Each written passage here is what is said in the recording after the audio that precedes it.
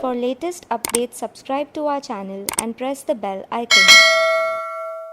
The mandatory documents are importer-exporter code number, GST registration copy, import invoice in original, packing list in original if it is there, performa invoice copy or the purchase order copy, payment remittance proof that you have remitted this much amount to your supplier through the bank, technical write-up of your commodity as to what are the end use of the material which you have imported, authority letter authorizing the custom broker, address to the customs, to the custodian, to the airline or to the shipping line, authorizing custom broker to transact your business in the customs on your behalf for the custom clearance purpose, get declaration, delivery instruction as to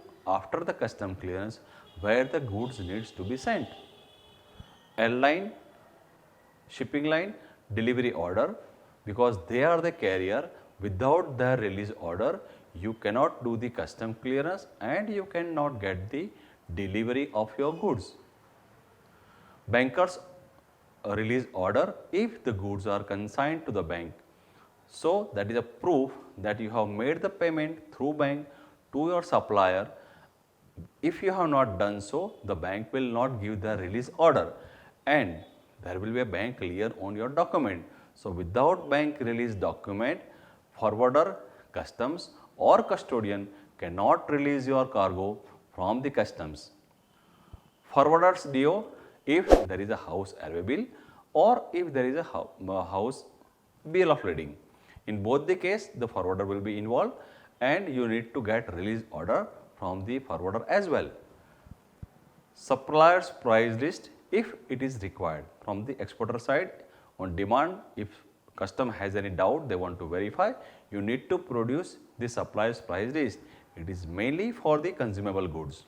Stamp and signed copy of the bill of lading by the consignee on the reverse side of the BL, because the bill of lading is a legal document. You have to endorse the delivery to the CHA, otherwise CHA will not get the delivery on your behalf. And industry specific document if it is there, like pharmaceuticals, you need to submit many documents related to your export related to your import, drug control permission depending upon the commodity which you import, certificate of origin to confirm the country of origin and where the goods are manufactured.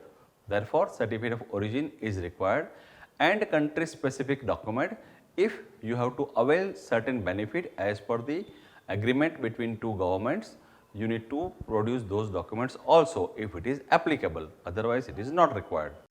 For detailed learning of all logistics subjects, visit www.logiveda.com.